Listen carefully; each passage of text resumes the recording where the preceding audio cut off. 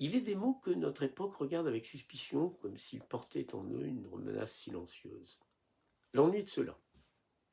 Il traîne derrière lui une réputation d'inutilité, presque de faute morale, comme si ne rien faire, ne rien produire, ne rien ressentir d'immédiatement intense constituait une désertion du vivant.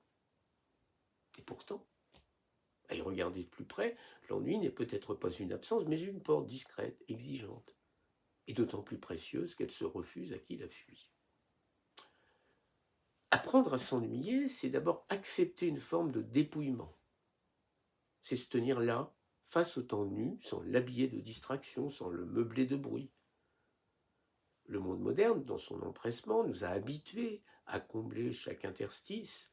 Une minute d'attente devient une occasion de consulter, de répondre, de s'agiter. Le silence est perçu comme un vide à combler et non comme un espace à habiter. Or, l'ennui commence précisément là où cesse le remplissage. Il ne se donne pas d'emblée comme un ami, il irrite, il inquiète. Il instille une sensation étrange, presque physique, celle d'être en décalage avec le rythme attendu des choses. Dans l'ennui, le temps ne s'écoule plus, il s'étire.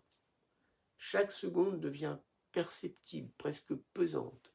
Nous découvrons alors, souvent avec malaise, combien nous sommes devenus dépendants de la vitesse pour ne pas nous rencontrer nous-mêmes. Car c'est bien là le cœur de l'ennui. Il nous met face à nous-mêmes sans échappatoire. Et c'est peut-être ce face-à-face qui est déroutant. Que reste-t-il lorsque les sollicitations s'éteignent? Que reste-t-il lorsqu'on ne se définit plus par ce que l'on fait, mais par ce que l'on est, simplement? L'ennui devient alors un miroir parfois cruel, souvent honnête. Mais il serait injuste de s'arrêter à cette première impression. Car l'ennui, s'il est accepté, traversé, apprivoisé, se transforme peu à peu.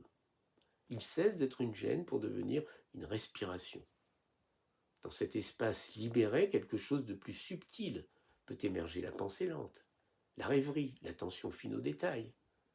Ce qui, dans la précipitation, passait inaperçu, retrouve une densité nouvelle. Une lumière sur un mur, un bruit lointain, une sensation fugace. L'ennui nous réapprend à voir, à écouter. Il nous rend disponibles à l'infime, là où l'agitation nous rend aveugles à force de saturation. L'ennui nous ouvre une forme de délicatesse du monde. Il ne s'agit plus de consommer des expériences, mais de les laisser advenir. Et puis, il y a une autre dimension, plus intérieure encore. L'ennui comme matrice de la création.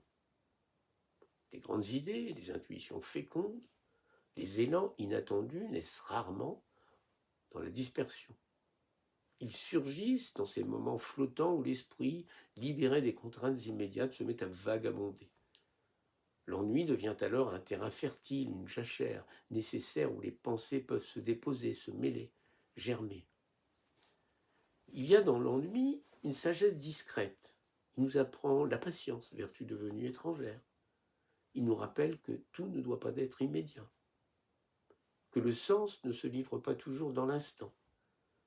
Il nous invite à habiter le temps plutôt qu'à le fuir. Et ce faisant, il réhabilite une forme d'existence plus lente, plus profonde. Apprendre à s'ennuyer, c'est donc résister, doucement mais fermement, à l'injonction permanente de stimulation. C'est refuser que chaque instant soit capturé, exploité, rentabilisé. C'est se redonner au temps sa gratuité essentielle. Il ne s'agit pas de rejeter le monde, mais de s'y tenir autrement, avec une présence moins agitée, moins fragmentée. Il faut sans doute du courage pour cela, car l'ennui dévoile aussi nos fragilités, nos manques, nos désirs inavoués. Il ne distrait pas, il révèle. Mais cette révélation, loin d'être un danger, est une chance. Elle nous permet de mieux nous connaître, de discerner ce qui en nous cherche réellement à vivre. Peut-être faut-il apprendre, comme les enfants autrefois, à laisser le temps s'étirer sans objectif précis, à regarder le ciel sans attendre ce qu'il nous parle, à rester là simplement dans une forme d'inutilité apparente qui est en réalité une disponibilité essentielle. L'ennui devient alors une école de la présence. Et au bout du compte, il y a dans l'ennui une forme de liberté, une liberté silencieuse, presque secrète, celle de ne pas être constamment requis, sollicité, dispersé, celle de pouvoir enfin se tenir dans l'intervalle, dans l'entre-deux, là où rien ne presse et tout peut advenir. Apprendre à s'ennuyer, ce n'est pas renoncer à vivre, c'est peut-être commencer à vivre autrement, avec moins de bruit, moins d'empressement, mais plus d'épaisseur. Comme si, en cessant de fuir le vide, nous découvrions qu'il n'était pas vide du tout, mais habité d'une richesse que seule la lenteur permet d'approcher.